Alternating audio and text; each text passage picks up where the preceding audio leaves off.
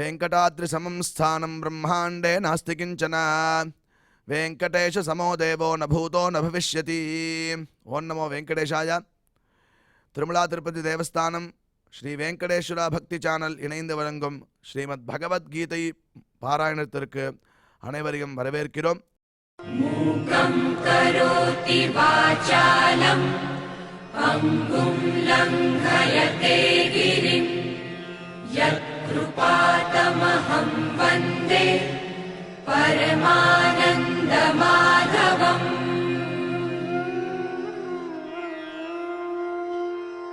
करारविन्देन पदारविन्दम् मुखारविन्दे विनिवेशयन्तम् वटस्य पत्रस्य पुटे शयानम् बालं मुकुन्दम् मनसा स्मरामि.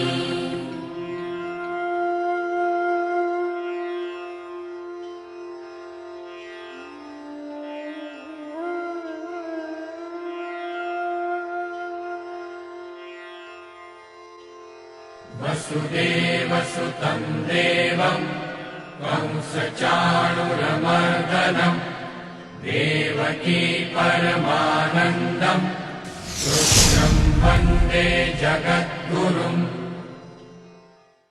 साक्षात् भगवाने भगवद्गीतयिल नाहं वेदैः न तपसा न दानेन न चेज्जया शक्य एवं विधो द्रष्टुं दृष्टवानसि मां यथा அப்படின்னு 11வது அத்தியாயத்தில் 53வது ஸ்லோகம். அதுக்கு அடுத்த ஸ்லோகம் பக்தியா த்வனன்யா சக்யா அஹமேவம் விதோர்ஜுன ஞாத்தும் திரஷ்டுஞ்ச தத்வேன பிரவேஷ்டுஞ்ச பரந்தபா அப்படின்னு பகவான் ஸ்வயம் தன் முகத்தினாலேயே தன்னை அடைய வேண்டிய மார்க்கத்தை காட்டுகிறார்.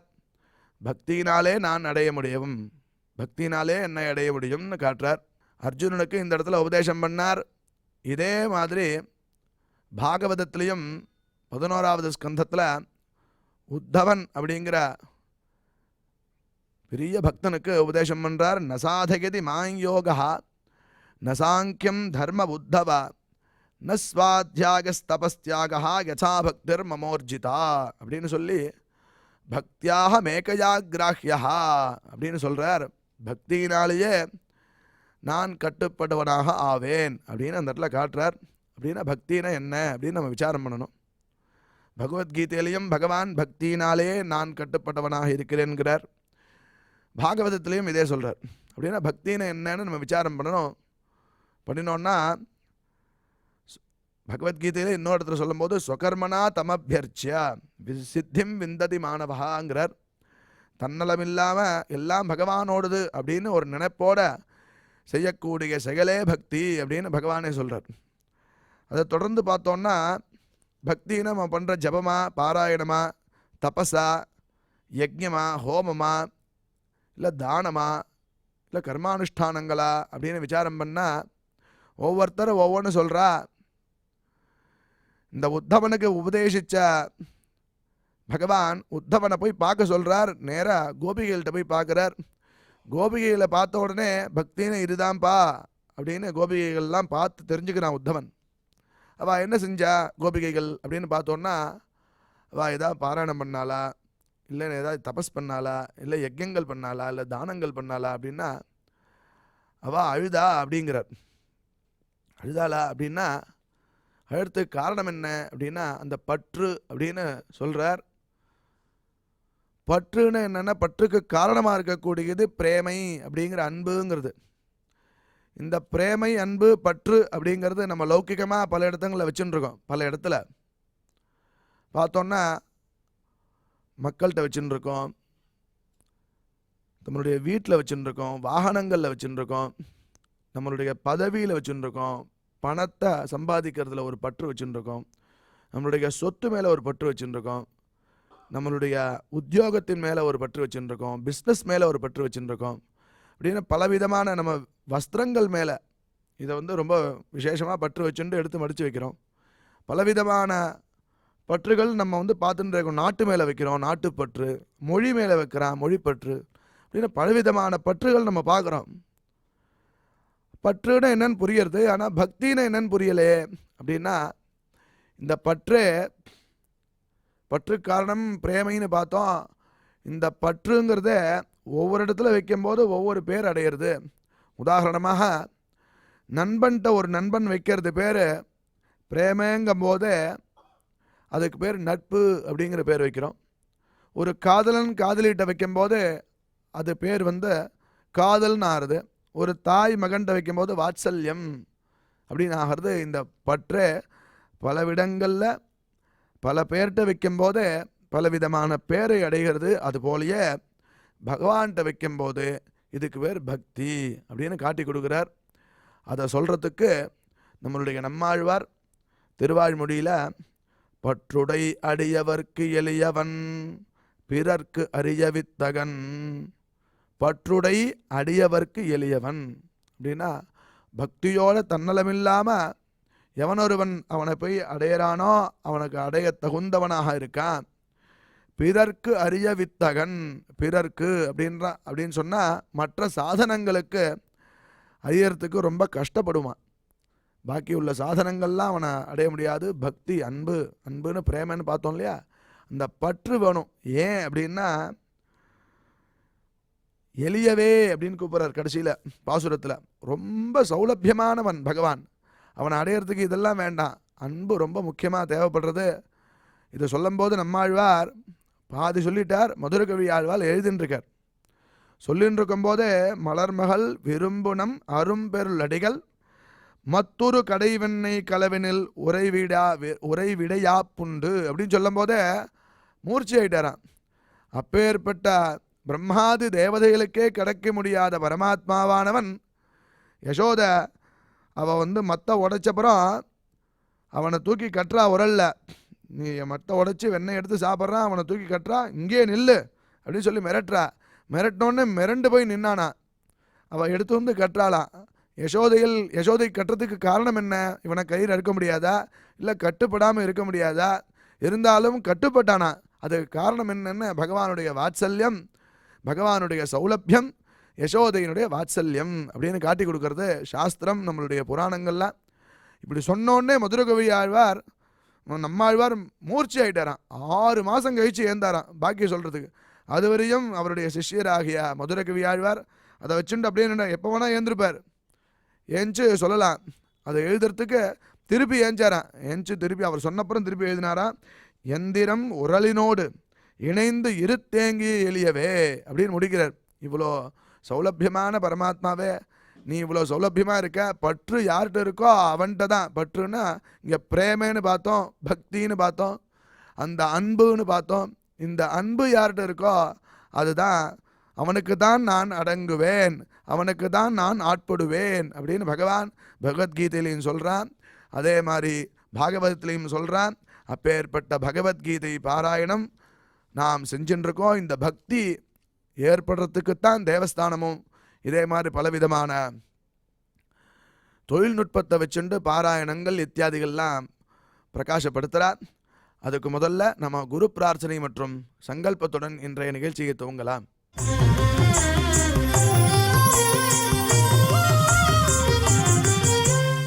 ஸ்ரீ குரு பிரார்த்தனா.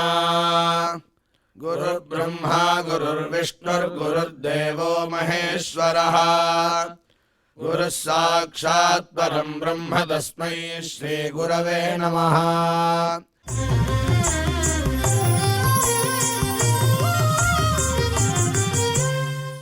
ஸ்ரீனிவாச பிரார்த்தனா. நமः க்ஷீராப்திநாதாய வைகுண்டாச்சலவாசினே முகுந்தாய நமோ நித்யம் அனந்தாய நமோ நமः.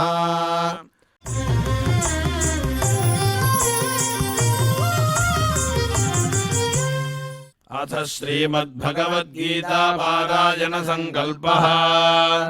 श्रीमदादिवराह क्षेत्रे विराजमानस्य अखिलाण्डकोटि ब्रह्माण्ड नायकस्य श्रीपद्मावती जानेः भगवतः श्रीवेङ्कटेश्वर स्वामिनः दिव्यसन्निधौ जगद्गुरोः श्रीकृष्णपरमात्मनः अनुग्रहेण समस्तप्रपञ्चस्य विशेषतः भारतदेशस्य उत्तरोत्तर शुभसम्पत्समृद्ध्यर्थम् श्रीमद्भारतदेशगत तपस्विजन तपोबलवृद्धिद्वारा समस्तस्यापि मानवसमाजस्य सर्वारिष्टपरिहारार्थम् एतद्देशवासिनां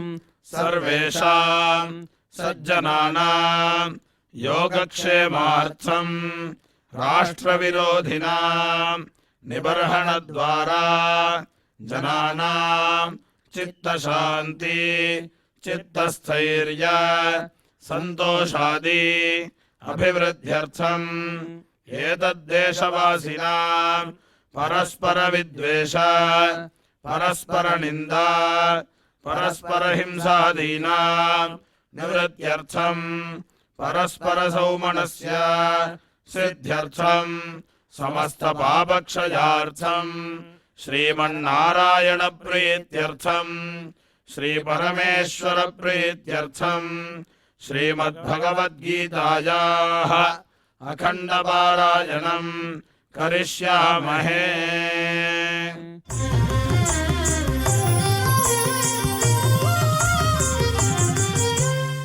श्रीगीता प्रार्थना श्रीवत्साङ्गम् महोरस्कम् वनमाला विराजितम् शङ्खचक्रधरम् देवम् कृष्णम् वन्दे जगद्गुरुम्।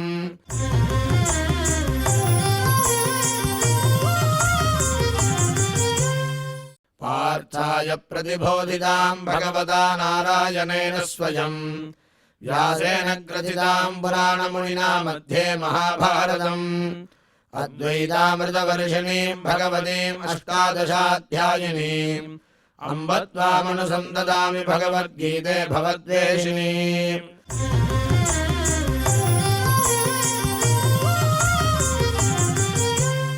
श्रीवेदव्यास प्रार्थना व्यासम् वसिष्ठनप्तारम् शक्तेः पौत्रमकल्मषम् पराशरात्मजम् वन्दे सुखदातम् तपोनिधिम्।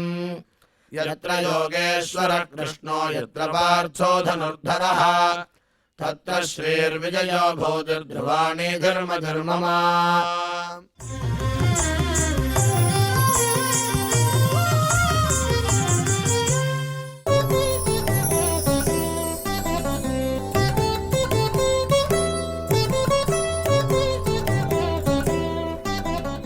श्रीभगवानुवाच अभयं सत्त्वसंशुद्धिर्ज्ञानयोगव्यवस्थितिः दानं दमश्च यज्ञश्च स्वाध्यायस्तप आर्जवम् अहिंसा सत्यमक्रोधस्त्यागः शान्तिरपैशुनम् दया भूतेष्वलो लुप्त्वं मार्दवं ह्रीरचापलम् तेजः क्षमा धृतिः शौचमद्रोहो नातिमानिता भवन्ति சம்பதம் தெய்வீம் அபிஜாதஸ்ய பாரத. இப்பொழுது டாக்டர் திரு வு.வே. அனந்த பத்மநாபாச்சாரியார் சுவாமிகள் நமக்கு இந்த ஸ்லோகங்களின் அர்த்தங்களை விவரிப்பார். அதை மனதில் வாங்கிக் கொள்வோம்.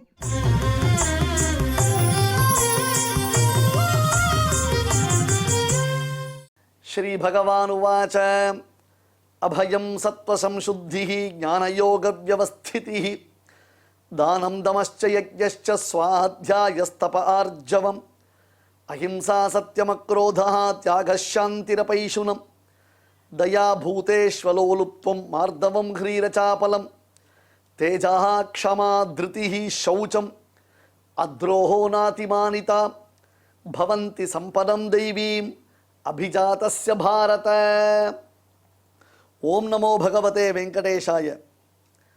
நேற்றைய உபன்யாசத்தில் சொன்னபடியாக இந்த ஒரு எபிசோடு, அதாவது இந்த 3 ஸ்லோகங்கள் 16ஆம் அத்தியாயத்தில் இருக்கக்கூடிய முதல் 3 ஸ்லோகங்கள் மட்டுமே நாம் விஸ்தாரமாக பார்த்து கொண்டிருக்கிறோம். அதாவது மொத்தம் 25 அப்படின்ற அளவுக்கு 25-26 குணங்களை பரமாத்மா காண்பிக்கிறான். அவை ஒவ்வொன்றையும் விவரணம் செய்து நம்முடைய பூர்வர்கள் அதனுடைய அர்த்த விஞ்ஞானத்தை நமக்கு அளிக்கிறார்கள். இவ்வளவு தூரம் இதை சொல்லணுமா, இவ்வளவு தூரம் இவ்வளோ டைம் எடுத்துக்கணுமா, இவ்வளோ தூரம் எக்ஸ்பிளைன் பண்ணணுமா அப்படின்னா இவ்வளோ தூரம் எக்ஸ்பிளைன் பண்ணினா அட்லீஸ்ட் ஏதாவது மனசில் கொஞ்சம் பதியும். எல்லாமே நம்ம எதுக்காக கேட்குறோம், கேட்பதனுடைய பிரயோஜனம் என்ன அப்படி கேட்டால் கேட்பதனுடைய பிரயோஜனம் அனுஷ்டிப்பதற்காக. நல்லா கவனிக்கணும். ஷீலவிருத்த பலம் ஸ்ருதம் அப்படின்னு சொல்லுவாள். நீ கேட்டால் ரொம்ப நல்லா இருக்குது சுவாமி, ரொம்ப நல்லா சாதிச்சா, ரொம்ப அடியன் சுவாமி, தாசன் சுவாமி, ஆமாம் சுவாமி, அடியன் சுவாமி, ஓகே சுவாமி, இப்படிலாம் போடுவா சில பேர் கமெண்ட்ஸ்லாம். நான் எத்தனையோ தடவை சொல்லியிருக்கேன், அதெல்லாம் சரியான விஷயம் இல்லை. நீ தெரிஞ்சுன்றதை நீ உன்னுடைய லைஃப்பில் எப்படி இம்ப்ளிமெண்ட் பண்ணுற, எப்படி எக்ஸிக்யூட் பண்ணுற, லைஃப்பில் நான் அதை எப்படி நான் காரியகரமாக ஆக்குறேன் அப்படின்றது தான் ரொம்ப முக்கியமாக இருக்கணும். அதுதான் நாம் யோசிக்கணும். அதனால் வெறுமை ஸ்தோத்திரம் பண்ணுறதுனாலையோ ஒரு ப்ரைஸ் பண்ணுறதுனாலையோ இல்லை சொன்னதில் ஆஹா ஓஹோன்னு ஆமான்னு ஆமாஞ்சாமி போடுறதுனாலையோ பிரயோஜனம் இல்லை. அப்போ ஒவ்வொரு குணத்தையும் நாம் இன்டெப்த்தாக ஆராய்ஞ்சு பார்த்து உள்வெளி பகைவர்களை நாம் எப்படி அடக்கிறது, இதில் எந்த குணத்தில் நாம் எந்த ஸ்டேட்டஸில் நாம் இருக்கோம், நம்மளால் எவ்வளோ தூரம் அதை பண்ண முடியும், நம்மளால் எந்த அளவுக்கு சர்வே பண்ண முடியும் என்பதை மீண்டும் மீண்டும் நாம் சிந்தனை பண்ணணும். தயா அப்படின்னு வரும்பொழுது மற்றவர்கள் படக்கூடியதான துக்கத்தை எப்படியாவது தீர்க்க வேண்டும் என்னும் ஒரு எண்ணம் ஏற்பட வேண்டும். திருவேங்கடபடியா நம்ம ஸ்ரீனிவாசன் இருக்கானே, அந்த ஸ்ரீனிவாசன் விஷயமாக சுவாமி வேதாந்த தேசிகன் தயா சதகம் என்று 108 ஸ்லோகங்கள் பண்ணியிருக்கார். ஒரு ஸ்தோத்திரம் அது தயா சதகம்னு பேர். சதகம்னா 100 ஸ்லோகங்கள். ஒன்றுமே இல்லை, நம்முடைய மலையப்ப சுவாமியினுடைய கருணை நம்ம எப்படி காப்பாற்றுகிறது. பெருமாளுடைய கருணை இல்லைன்னா நாமெல்லாம் எங்கே போயிருக்க முடியும். காகம் பிழைத்திட கண்ணழிவே செய்த காக்குத்தனை கருணா காக்குத்தன் என்று சுவாமி தேசிகன் சாதிப்பார். ஒரு காக்காவை பெருமாள் எப்படிலாம் காப்பாற்றினார், எவ்வளோ பெரிய விஷயம் பெருமாள் காப்பாற்றினது. ஆகையால் தயைன்றது எல்லார்கிட்டையும் இருக்கணும். தனக்கு வேண்டியவன் வேண்டாதவன் யாராக இருந்தாலும் அவர்களிடத்தில் கருணைன்றது இருக்கணும். தாபத்ரயேணாபிகதம் யதே தத் அகிலம் ஜகத், தாபத்ரயேணாபிகதம் யதே ததகிலம் ஜகத் ததா சோச்சேஷு பூதேஷு கருணாம் ந கரோதி யஹா. உலகத்தில் எல்லோரிடத்திலும் கருணை உள்ளம் கொண்டவன் பிரகலாதாழ்வான். அசுர குழந்தை, அசுர வம்சத்தில் பிறந்தவன். பகவத்கீதைனா சில பேருக்கு மட்டும்தான், ராமாயணம்னா சில பேருக்கு மட்டும்தான் அப்படின்னு நாமளாக தப்பாக நினச்சிக்கிறோம். அசூரன்னா அசுரன், மகாசுரன் இரண்யகசிபு, அவனுக்கு பிள்ளையாக பிறந்த பிரகலாதன். ஷிப்பிக்குள் முத்து, அந்த பிரகலாதன் உபமான வசேஷானாம் சாதுனாம்னு உலகத்தில் எல்லாரிடத்துலையும் சாதுன்றதான சப்தத்திற்கு இலக்கணமாக திகழ்பவன். சாதுனா ஐயோ பாவன் சாது, இவர் ஒரு நாள் விடாமல் உட்காந்து உபன்யாசம் கேட்குறார், அந்த சாது இல்லை. சாதுன்னு அர்த்தம். சாதுனா தைரியம் இல்லாதவன், சாதுனா கோழை, சாதுனா காரியத்தை சாதிக்கும் வல்லமை அற்றவன் அர்த்தம் பண்ணாதீங்கோ. அந்த அர்த்தம் இல்லை. சாத்விகமான சுபாவத்தை உடையவன், ஜீவகாருண்யம் உடையவன், எல்லோருக்கும் நன்மையையே செய்து கொண்டிருப்பவன் அப்படின்னு அர்த்தம். ததா சோச்சேஷு பூதேஷு கருணாம் ந கரோதி கஹா.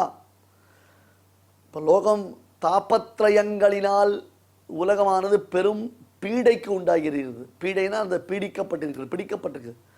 ஜனங்க ஆத்தியாத்மிகம் ஆதிபௌதிகம்னு போயிட்டு இருக்கா. மெய்யில் வாழ்க்கையை மெய்யென கொள்ளும் இவ்வையகம் என்றார் ஆழ்வார் திருமாலையில். மெய்யில் வாழ்க்கை, உண்மையில்லாத வாழ்க்கை.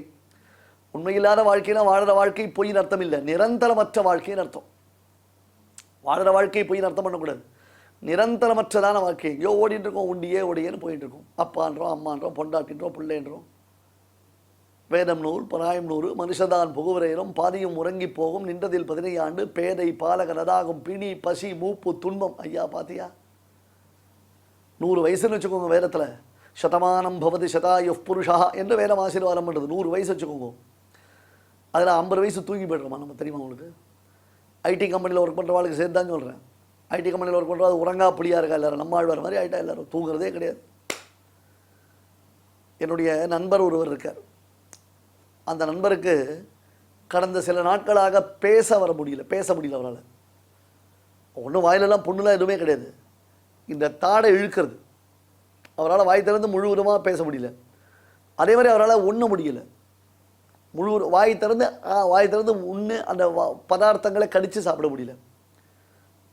மருத்துவர்கிட்ட போய் கேட்டால் மருத்துவர் ஒரே ஒரு விஷயம் சொன்னார், எங்கே ஒர்க் பண்ணுறேன்? ஐடி கம்பெனியில் ஒர்க் பண்ணுறேன்.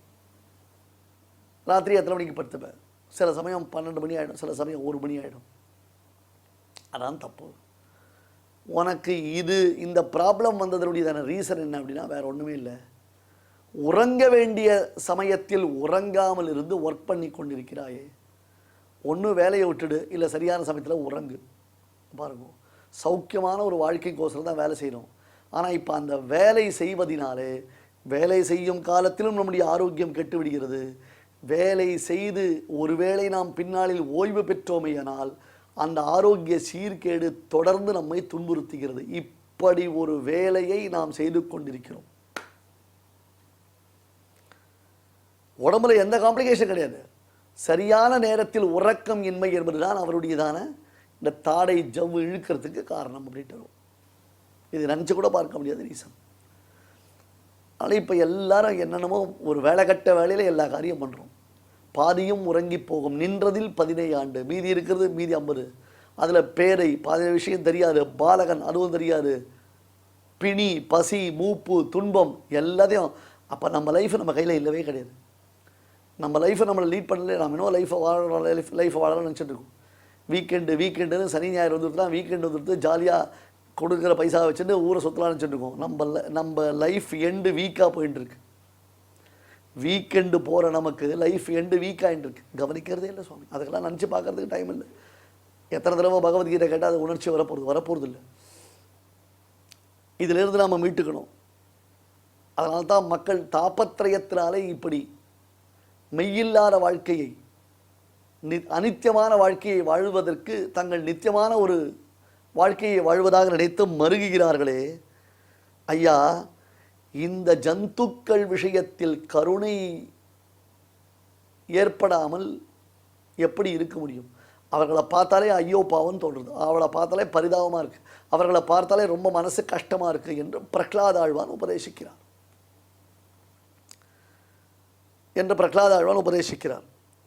ஆகையால் தயா பூதேஷு அபைஷுனம் தயா பூதேஷு.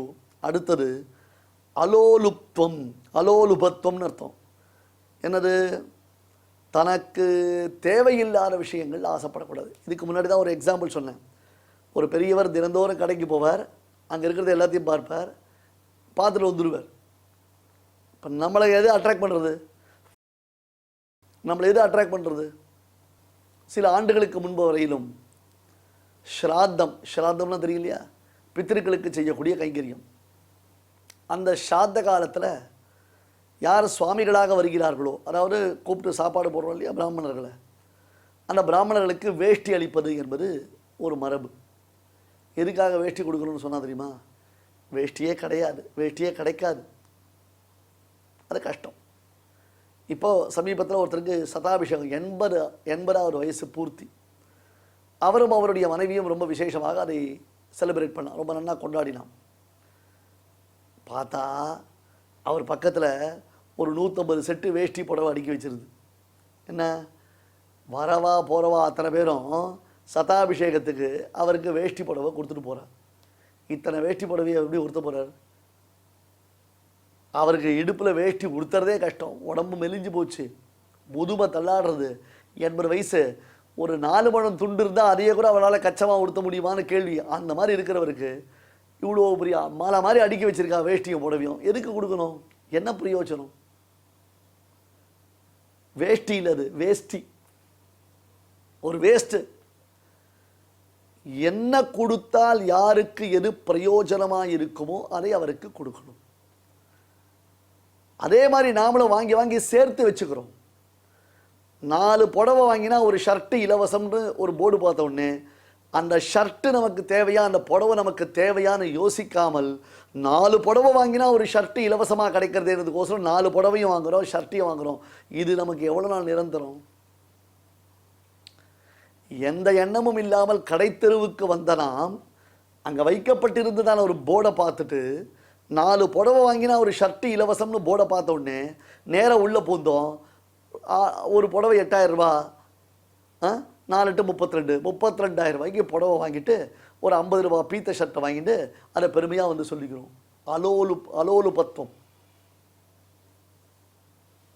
இருக்கக்கூடாது. எதுக்கு? நமக்கு என்ன பண்ண போகிறோம்? எவ்வளோ வஸ்திரம்?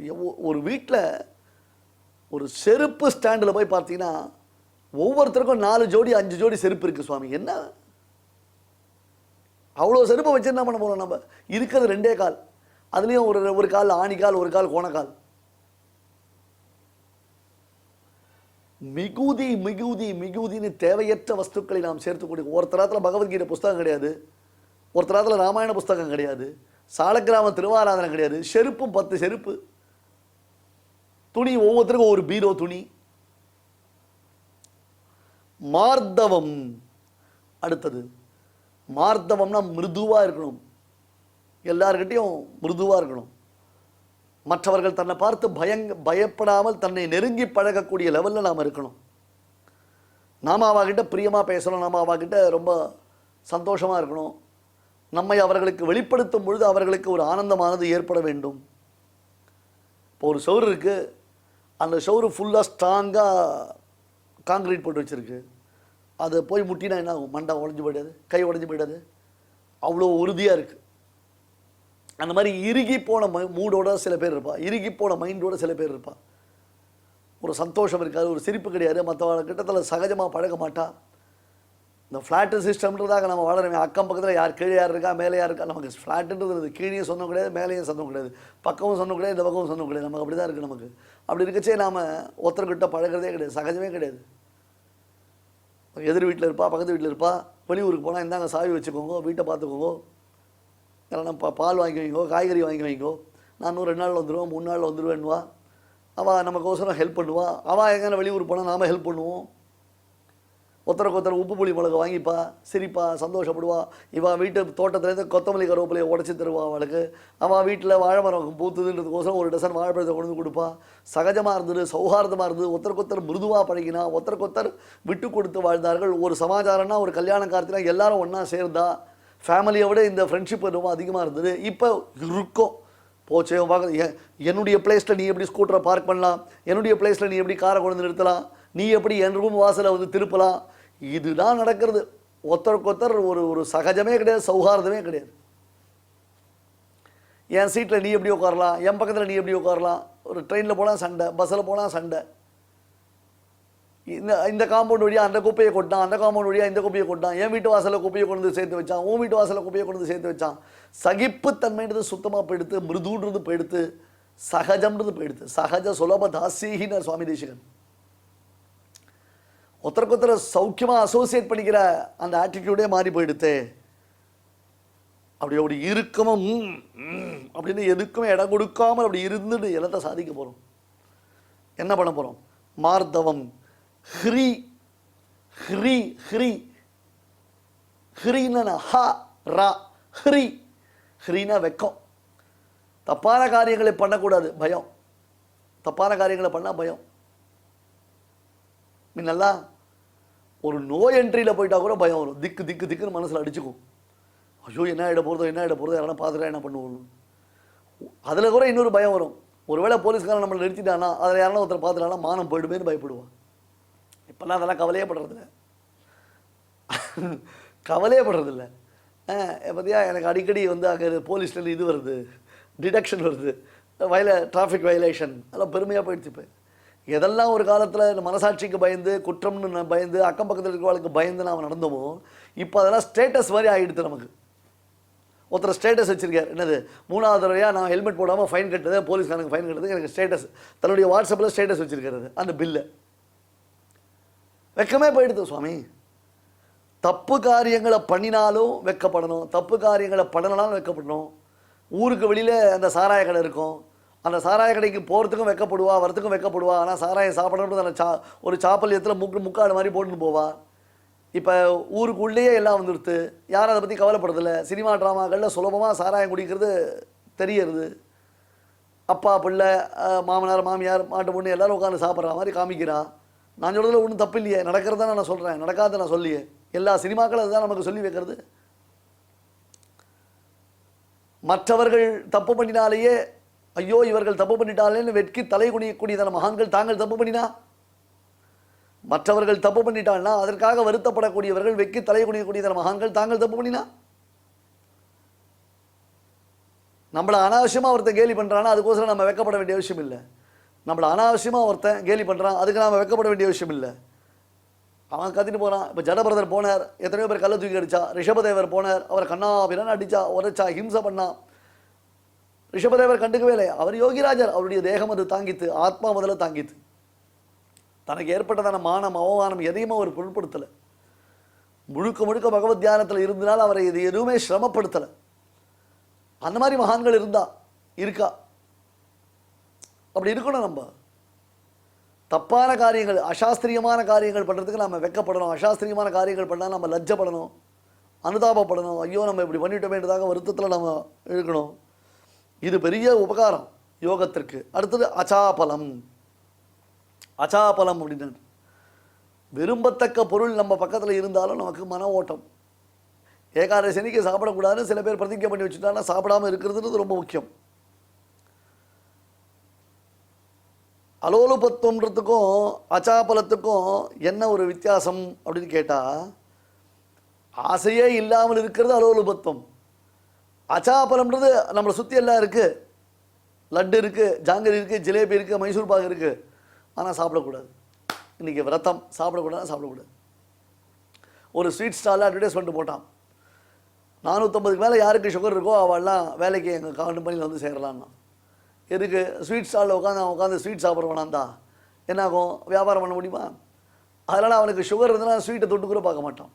இப்போ இவனுக்கு அச்சாப்பலம் இருக்குதுன்னு சொல்லாமல் இல்லையோ? சொல்ல முடியாது. ஏன்னா அவன் சாப்பிட்டானா அவனுக்கு உசுறு போடுன்னு தர பயத்தினால அவன் சாப்பிடல. அது இல்லை, விகாரஹேதோ சதி விக்ரியந்தே ஏஷாம்னு சேத்தாம்சி தேயேவ தீராகான்னு தன் மனதை கலைப்பதற்கு உரியதான அனைத்து பொருளும் தன்னை சுற்றி இருக்கும் பொழுது யாருடைய மனசு கலையாமல் இருக்கோ அப்பேற்பட்டவனுக்கு தீரன்னு பேர். சுவாமி எங்களுக்கு புரியலையா? ஒரு எக்ஸாம்பிள் சொல்லிட்டேன் நான். அதாவது நம்ம உட்காந்துட்டு இருக்கோம், 20 நிமிஷம் நாம் ஃபோனை தொடக்கூடாது என்பதாக ஒரு பிரதிஜை பண்ணிட்டோம்னு வச்சுக்கோங்க. 20 மினிட்ஸ் நீ இந்த ஃபோனை கையால் தொடக்கூடாது அப்படின்னு ஒரு பிரதிஜை பண்ணிவிட்டு ஃபோன் அங்கே வச்சுருக்கோம். நோட்டிஃபிகேஷன் ஆனில் தான் இருக்குது. வாட்ஸ்அப்பில் டொயிங் டொயிங் டொயிங் அப்படின்னு மெசேஜ் வருது. டிடிங் டிடிங் டிடிங் டிடிங் அப்படின்னு அலர்ட் வருது. அப்படி பார்த்தா நமக்கு ரொம்ப வேண்டிவா அவன் ஏதோ மெசேஜ் போட்டிருக்கா. அந்த நோட்டிஃபிகேஷனில் ஃபுல்லாக நம்மளுக்கு படிக்க முடியல, அதுக்குள்ளே அது உள்ளே போய்ட்டுறது. அடுத்தடுத்து வருது. இவனுக்கு கை காலெலாம் உதறது. அதை எடுத்து என்னன்னு பார்க்கணும்னு தோன்றுறது. எப்படியா அதை எடுத்துடணுன்றதை அவன் யோசிக்கிறான். அதை தொடாமல் இருக்கணும். 20 மினிட்ஸ் நான் செல்ஃபோனை தொடக்கூடாது பிரதிஜை பண்ணிட்டு அந்த 20 மினிட்ஸ் செல்ஃபோனை தொடக்கூடாது. சாப்பிடச்சே செல்ஃபோன் வச்சுக்கிறோம், தூங்கச்சே செல்ஃபோன் வச்சுக்கிறோம், டாய்லெட் போச்சே செல்ஃபோன் வச்சுக்கிறோம். இப்போ அடிக்ட் ஆகிட்டோம். நம்ம குடிக்கிறது, சீட்டாடுறது, மதுமாமிசம் சாப்பிட்றது மட்டும்தான் அடிக்ஷன் நினச்சிக்க வேண்டாம். இதுவும் நமக்கு அடிக்ஷன் மாதிரி தான் எடுத்து. அச்சாபலம், நம்மை கவரக்கூடிய பொருள்கள் நம்மை சுற்றி இருந்தாலும், நம்மை கவருவதற்கு பல பொருட்கள் இருந்தாலும் அவற்றினாலே நாம் கவரப்படாமல் இருத்தல். ஆசையை வளர்க்கக்கூடியவை இருந்தும் நாம் அதில் ஆசைப்படாமல் இருத்தல். தேஜகான பிறர் தன்னை அவமதிக்க முடியாத அளவிற்கு தன்னுடைய தேஜஸில் விளங்குதல். அதே மாதிரி கெட்ட மனிதர்களை கண்டிக்கும் ஒரு வால்லபியமும் இருக்க வேண்டும். பராபிபவன சாமர்த்தியம், பரைஹி அனபிபவனீயத்துவம். பராபிபவன சாமர்த்தியம்னா இவனுக்கு இருக்கக்கூடிய தேஜஸ்னால யாரையும் இவனால் அடக்க முடியும். இவனுக்கு இருக்கக்கூடிய தேஜஸ்னால சுலபமாக யாரையும் அடக்கக்கூடிய வல்லமை பெற்றவன். அது மட்டும் இல்லை, இவனுடைய தேஜஸ்னால யாராலையும் இவனுக்கு எந்த தீங்கையும் செய்ய முடியாது. பாணவ கிரகீத்வா விதுரம் சாத்விகிம் ச மகாபலம் சபாயாம் பிராவிஷத் கிருஷ்ணா ராஜ்யாம் மத்தியே மகாத்யுதிஹி என்ற ஒரு வாக்கியம் இருக்கு. இது மகாபாரத்தில் வரக்கூடிய வாக்கியம். துரியோதனன் கட்டளையிட்டான், கிருஷ்ணன் வரான், கிருஷ்ணன் தூத்து, கிருஷ்ணன் வரான், கிருஷ்ணன் வரச்சே யாரும் எழுந்திருக்கக்கூடாது, கிருஷ்ணனுக்கு யாரும் மரியாதை செலுத்தக்கூடாது அப்படின்னு கட்டளை போட்டான் துரியோதனன். எல்லா ராஜாக்களும் உட்காந்துட்டு இருக்கா. ஒரு பக்கம் விதுரன், ஒரு பக்கம் சாத்தியகி, 2 பேரும் கையை பிடிச்சிட்டு காஞ்சிபுரத்தில் வரதராஜ பெருமாள் கோவிலில் வேதபாராயண கோஷ்டி மாதிரி வரான். தேவப்பெருமாள் வேதபாராயண கோஷ்டி மாதிரி கையை கோத்துன்னு வரான். பாணவ கிரகீத்வா விதுரம் சாத்தியகிம் ச மகாபலம். ஒரு பக்கம் விதுரன், ஒரு பக்கம் சாத்தியகி, கிருஷ்ணன் வரான். சபாயாம் பிராவிஷத் கிருஷ்ணா ராஜ்யாம் மத்திய மகாத்யுதிஹி தேஜஸ். கிருஷ்ணனிடத்தில் பிரகாசிக்கக்கூடிய தேஜஸ். அந்த தேஜஸோட கிருஷ்ணன் வந்தான் பாருங்க. என்னாச்சுன்னார், எல்லா ராஜாக்களும் எழுந்து நின்றான். பயங்கர கோபம் வந்தது துரியோதனனுக்கு. நான் அவ்வளோ தூரம் கஷ்டப்பட்டு சொல்கிறேன் உங்களுக்குலாம், உங்களை எல்லாரையும் சிறைச்சேதம் பண்ண போகிறேன், கிருஷ்ணன் வரைச்சே யாரும் எழுந்திருக்கக்கூடாது சொன்னேன், ஏன் எழுந்திங்கன்னார். மகாபிரபு மன்னிக்கணும், என்ன நாங்கள் எழுந்ததுக்கு காரணம் கிருஷ்ணன் வந்தது மட்டும் இல்லை, பின்ன ராஜாவான தாங்கள் எழுந்திருக்கச்சே நாங்களாம் உட்காரக்கூடாதுன்னு தான் எழுந்திருந்தோன்றோம். என்ன அர்த்தம்? கிருஷ்ணன் வந்தபோது துரியோதனன் உட்பட ஆட்டோமேட்டிக்காக எல்லாரும் எழுந்திருந்துட்டான். அதான் தேஜஸ். கிருஷ்ணன் வந்த பொழுது துரியோதனன் உட்பட அத்தனை பேர் தானே எழுந்து நின்றான். அதான் தேஜஸ். பராபிபவன சாமர்த்தியம். ஈஸியாக மற்றவர்களை தன்னுடைய தேஜஸ்னால அட்ராக்ட் பண்ணக்கூடியது. அடுத்தது க்ஷமா. க்ஷமான பொறுமை. பற்பல தொந்தரவுகள் பிறரால் தனக்கு ஏற்பட்டால் கூட அவர் விஷயத்தில் மனம் கலங்காமல் இருத்தல். குரோதம், குரோதம்ன்றது ஒரு பக்கம், அதே மாதிரி க்ஷமா, பொறுத்து கொள்ள வேண்டும், பொறுமை இருக்கணும். பிறரை நலிவதற்கு நமக்கு மனக்கொதிப்பு என்பது ஏற்படக்கூடாது. அதாவது காரணமே இல்லாமல் கோபம் வரத்துக்கு அக்ரோதம். காரணமே இல்லாமல் கோபம் வருது, அதனால குரோதம்னு பேர். அது இல்லாமல் இருக்கிறது அக்ரோதம். காரணம் இருந்தாலும் அதை பொறுத்து போவதற்கே அதற்கு க்ஷமான பேர். அதான் வித்தியாசம். குரோதத்திற்கும் க்ஷமாக்கு என்ன வித்தியாசம்னா, குரோதம்ன்றது காரணமே இல்லாமல் சில பேர்கிட்ட வெறுப்பு உண்டாகும். சில பேரை பார்த்தாலே நமக்கு பிடிக்காது, இல்லை நம்மளை பார்த்தாலே சில பேருக்கு பிடிக்காது. என்னை பார்த்தா ஏன் பிடிக்கல உனக்குன்னார், அதெல்லாம் காரணம் சொல்லணும் அவசியம் இல்லை, பிடிக்காது. அவளுக்கு பிடிக்காதுன்னா பிடிக்காது தான். அது அந்த மாதிரி இருக்கக்கூடாது. சில பேர் இடத்துல நமக்கு சில ரீசன்ஸ் இருக்கு. இவன் என்ன பண்ணா தெரியுமா, உனக்கு தெரியாது இவனை பற்றி, மகாயோக்கியம், நான் சும்மா ஒன்றும் அவன்கிட்ட கோவிச்சுக்கல, அதுக்கெல்லாம் ஒரு காரணம் இருக்கு அப்படின்னு நீ காரணத்தை சொல்லி வேல்யூபிள் ரீசனாக இருந்தாலும் அவன் பேர் நமக்கு கோபம் வருது, வரக்கூடாது. அதுக்கு பேர் பொறுமை, அதான் க்ஷமா. அதுக்கு பேர் தான் க்ஷமா. ஒருத்தனுக்கும் நமக்கும் எந்த பிரச்சனையும் இல்லை, நான் அவரிடத்துல எவ்வளோ க்ஷமையோடு இருக்கேன் பாரு, அவரிடத்துல நான் எவ்வளோ சௌக்கியமாக இருக்கேன் பாருண்ணா, அது இல்லை. அவன் பண்ணியிருக்கணும் உனக்கு க்ஷமாவதாமிகி ஏகோ தோஷா, அது பெருமாளே சொல்லுவார். பொறுமையை அப்படி நினச்சா நம்ம புரிஞ்சுக்க மாட்டேன்றோம், அந்த பொறுமையை நம்ம கரெக்டாக புரிஞ்சுக்கிறோம். அதனால் க்ஷமான்றதுக்கு பிறரால் பலவிதமான தொந்தரவுகள் நமக்கு அனுபவிக்கப்பட்டால் கூட அவர்கள் விஷயத்தில் மனம் கலங்காமை. அடுத்தது திருதி. திருத்தின்னு அர்த்தம் விவேகம். திருத்தின்னு அர்த்தம் விவேகம். ஏதாவது ஒரு பெரிய கஷ்டங்கள் நேர்ந்தால் கூட அந்த சமயத்தில் மனம் கலங்காமல் எப்படி தெளிவாக யோசிக்கணும், எப்படி தெளிவாக ரியாக்ட் பண்ணணும் என்பதை உணர்ந்து அதற்கு ஏற்றாற் போல ரியாக்ட் பண்ணுறதுக்கு அதற்கு பேர் தான் திருத்தி என்பதாக பேர். இந்த திருத்தியை பற்றி ஒரு ஸ்லோகம் சொல்ல போகிறேன், இந்த திருத்தியை பற்றி ஒரு எக்ஸ்பிளனேஷன் கொடுக்க போகிறேன். அப்புறம் சௌச்சம், கண் காது முதலான பாஹ்யேந்திரியங்கள் ஆந்திரேந்திரியங்கள் இவற்றை சுத்தமாக வைத்துக் கொள்வது. அத்ரோகா, பிறருக்கு துரோகம் செய்யாமல் இருப்பது, பிறரை நலியாமல் இருப்பது. நாதிமானிதா, அதிகமான கர்வப்படாமல் இருப்பது. இவையெல்லாம் தெய்வீ சம்பத் என்று பரமாத்மா இதை முடிக்கிறான். இன்னமும் இந்த ஸ்லோகத்தில் சொல்ல வேண்டிய சில அர்த்த விசேஷங்கள் உள்ளன, அவற்றை சொல்லி இந்த ஸ்லோகத்தை பூர்த்தி பண்ணலாம்.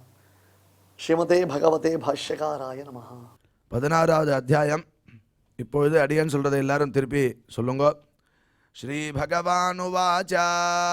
ஸ்ரீ பகவானுவாச. அபயம் சத்வசம்சுத்திः. அபயம் சத்வசம்சுத்திः. ஞானயோக வியவஸ்திதிः. ஞானயோக வியவஸ்திதிः. தானம் தமஸ்ச யஜ்ஞஸ்ச. தானம் தமஸ்ச யஜ்ஞஸ்ச. ஸ்வாத்யாயஸ்தப ஆர்ஜவம். ஸ்வாத்யாயஸ்தப ஆர்ஜவம். அஹிம்சா சத்யமக்ரோதः. அஹிம்சா சத்யமக்ரோதः. தியாகசாந்திரபைஷுனம். தியாகசாந்திரபைஷுனம். தயாபூதேஷ்வலோலுப்த்வம். தயாபூதேஷ்வலோலுப்த்வம். மார்தவம் ஹ்ரீரசாபலம். மார்தவம் ஹ்ரீரசாபலம். தேஜः க்ஷமாத்ருதிः சௌச்சம். தேஜः க்ஷமாத்ருதிः சௌச்சம். அத்ரோஹோ நாதிமானிதா. அத்ரோஹோ நாதிமானிதா. பவந்தி சம்பதம் தெய்வீ. பவந்தி சம்பதம் தெய்வீ. அபிஜாதஸ்ய பாரத. அபிஜாதஸ்ய பாரத. 16வது அத்தியாயம். இப்பொழுது நாம் அனைவரும் சேர்ந்து பாராயணம் செய்யலாம். ஸ்ரீ பகவானுவாச. अभयं सत्त्वसंशुद्धिर्ज्ञानयोगव्यवस्थितिः दानन्दमश्च यज्ञश्च स्वाध्यायस्तप आर्जवम् अहिंसा सत्यमक्रोधस्यागः शान्तिरपैशुनम् दया भूतेष्वलोलुप्त्वम् आर्दवम् ह्रीरचापलम् तेजः क्षमा धृतिः शौचमद्रोहो नातिमानिता भवन्ति सम्पदम् देवीमभिजातस्य भारत தெய்வத்தை ஆராதிக்கும் உன்னதமான வழிகளில் முதன்மையானது நாம சங்கீர்த்தனமே. அதை பற்றி சாஸ்திரம் சொல்லும் பொழுது கிருஷ்ணானுஸ்மரணாதேவ பாபசங்காத பஞ்சரம் சததா பேதமாயாதி கிரிர் வஜ்ரஹதோ யசா என்ற ஸ்லோகத்தில் அழகாக விவரிக்கிறது. கிருஷ்ணானுஸ்மரணாதேவா, கிருஷ்ணனை ஸ்மரித்த மாத்திரத்திலேயே பாபசங்காத பஞ்சரம், பாப கூட்டம் என்ற ஒரு பெரிய கூண்டு இருக்கு. அந்த கூண்டை உடைச்சி எடுக்கணும். உடைச்சி எடுக்கணும்னு எதனால் உடைக்கணும்னா சததா பேதமாயாதி, நூற்றுக்கணக்காக உடைக்கிறாரா. எப்படி, யார் அப்படின்னு கேட்டோன்னே கிரிர் வஜ்ரஹதோ யசா, பெரிய பெரிய மழைகள்லாம் இந்திரன் வஜ்ராயுதத்தினால அடித்தா எப்படி உடஞ்சுதோ பழைய நாளில் மறைகளுக்கெல்லாம் ரெக்கை இருந்துதான். அதெல்லாம் ரெக்கைகள்லாம் சித்வா பண்ணினானா. அதனால தான் மெயினாக பருவம் சமுத்திரத்தில் போய் ஒழிஞ்சுண்டுதான். அது ராமாயண கதை நம்மளுக்கு தெரியும். அதுபோல் வஜ்ராயுதத்தை வச்சுண்டு மலைகள்லாம் ரெக்கைகள்லாம் வெட்டினானா. அப்போது பல துண்டாக உடஞ்சுதான் மலைகள்லாம். அது எப்படி உடஞ்சுதோ அதுபோல் பாப்ப சங்காதமானது, பாப்ப கூட்டமானது கிருஷ்ணனை ஸ்மரித்த மாத்திரத்திலேயே ஓடிடும் அப்படின்னு சொல்லப்படுறது. அப்பேற்பட்ட கிருஷ்ணானுஸ்மரணமாகிய நாம சங்கீர்த்தனத்தை இப்போ நாம் அனைவரும் கேட்டு மகிழ்வோம். ಮನಶುದ್ಧಿಯಿಲ್ಲದವಗೆ ಮಂತ್ರದ ಫಲವೇಣು, ಮನಶುದ್ಧಿಯಿಲ್ಲದವಗೆ ಮಂತ್ರದ ಫಲವೇಣು, ತನು ಶುದ್ಧಿಯಿಲ್ಲದವಗೆ ತೀರ್ಥದ ಫಲವೇಣು.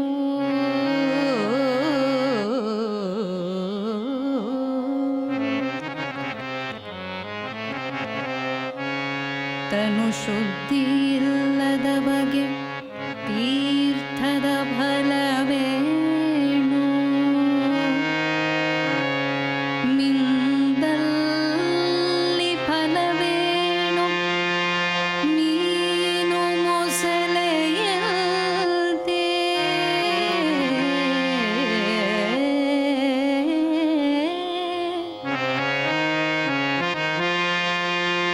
ಮಿಂದಲ್ಲಿ ಫಲವೇಣು, ಮೀನು ಮೊಸಳೆಯಂತೆ.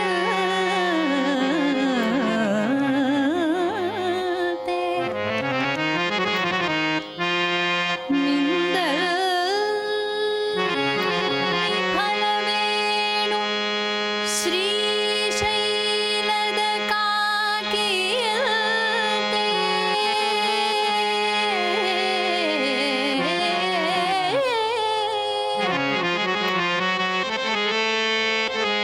ಹೊರಗೆ ಮಿಂದು ಒಳಗೆ ಮೀಯದವರ ಕಂಡು,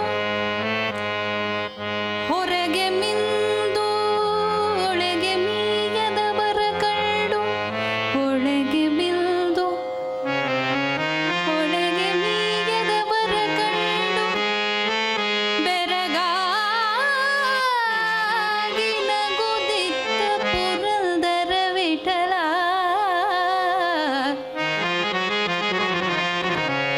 ಹೊರಗೆ ಮಿಂದು ಒಳಗೆ ಮೀಯದವರ ಕಂಡು, ಬೆರಗಾಗಿ ನಗುದಿತ್ತ ಪುರಂದರ ವಿಠಲ.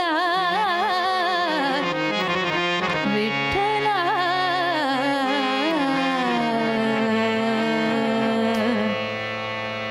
ವಿಠಲ.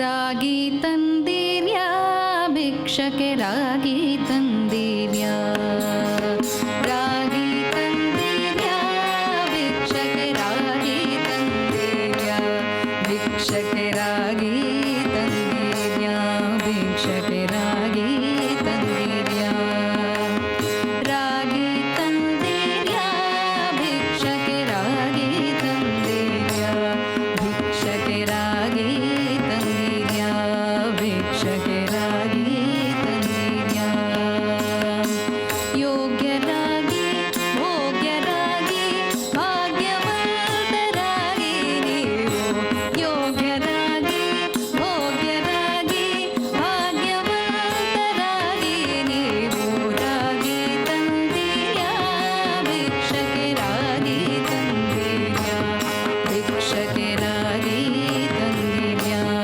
ಭಿಕ್ಷಕ್ಕೆ ರಾಗಿ ತಂದಿರ್ಯಾ ಅನ್ನದಾನವ ಮಾಡುವರಾಗಿ ಅನ್ನದಾನವ ಮಾಡುವರಾಗಿ ಅನ್ನ ಛತ್ರವ ಮಿಟ್ಟವರಾಗಿ ಅನ್ನದಾನವ ಮಾಡುವರಾಗಿ ಅನ್ನ ಛತ್ರವ ಮಿಟ್ಟವರಾಗಿ ಅನ್ಯವಾದಗಳ ಬಿಟ್ಟವರಾಗಿ ಅನ್ನದಾನವ ಮಾಡುವರಾಗಿ ಅನ್ನ ಛತ್ರವ ಮಿಟ್ಟವರಾಗಿ ಅನ್ಯವಾರ್ತೆಗಳ ಬಿಟ್ಟವರಾಗಿ ಅನ್ಯವಾರ್ತೆಗಳ ಬಿಟ್ಟವರಾಗಿ ಅನುದಿನ ಭಜನೆಯ ಮಾಡುವರಾಗಿ ರಾಗಿ ತಂದಿರ್ಯಾ ಭಿಕ್ಷಕ್ಕೆ ರಾಗಿ ತಂದಿರ್ಯಾ ಭಿಕ್ಷಕ್ಕೆ ರಾಗಿ ತಂದಿರ್ಯಾ ಭಿಕ್ಷಕ್ಕೆ ರಾಗಿ ತಂದಿರ್ಯಾ ಯೋಗ್ಯರಾಗಿ ಭೋಗ್ಯರಾಗಿ ಭಾಗ್ಯವಂತರಾಗಿ ನೀವು ಯೋಗ್ಯರಾಗಿ ಭೋಗ್ಯರಾಗಿ ಭಾಗ್ಯವಂತರಾಗಿ ನೀವು ರಾಗಿ ತಂದಿರ್ಯಾ ಭಿಕ್ಷಕ್ಕೆ ರಾಗಿ ತಂದಿರ್ಯಾ ಭಿಕ್ಷಕ್ಕೆ ರಾಗಿ ತಂದಿರ್ಯಾ ಭಿಕ್ಷಕ್ಕೆ ರಾಗಿ ತಂದಿರ್ಯಾ ಭಿಕ್ಷಕ್ಕೆ ರಾಗಿ ತಂದಿರ್ಯಾ ಭಿಕ್ಷಕ್ಕೆ ರಾಗಿ ತಂದಿರ್ಯಾ ಭಿಕ್ಷಕ್ಕೆ ರಾಗಿ ತಂದಿರ್ಯಾ ಭಿಕ್ಷಕ್ಕೆ ರಾಗಿ ತಂದಿರ್ಯಾ. இந்த நிகழ்ச்சியில் இதுவரை நாம் பாராயணம் செய்த ஸ்லோகங்களில் ஏதேனும் அக்ஷரதோஷம் ஏற்பட்டிருந்தால் அதை நிவர்த்திக்கும் பொருட்டு பகவானிடம் க்ஷமா பிரார்த்தனை செய்வோம்.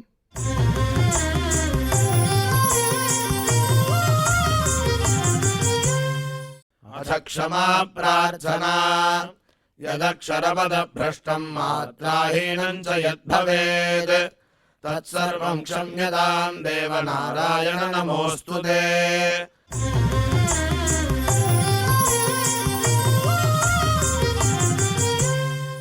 अथ भगवत्समर्पणम् कायेन वाचा मनसेन्द्रियैर्वा बुद्ध्यात्मना वा प्रकृते स्वभावात् करोमि यद्यत् सकलं परस्मै नारायणायेति समर्पयामि।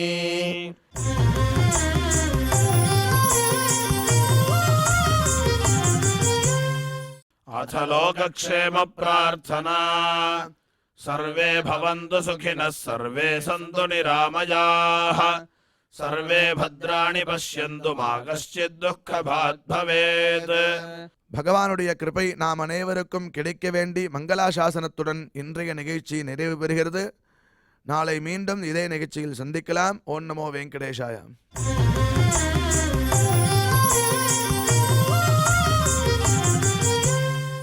अथ मङ्गलम् श्रियः कान्ताय कल्याणनिधये निधयेऽर्थिनाम् श्रीवेङ्कटनिवासाय श्रीनिवासाय मङ्गलम्।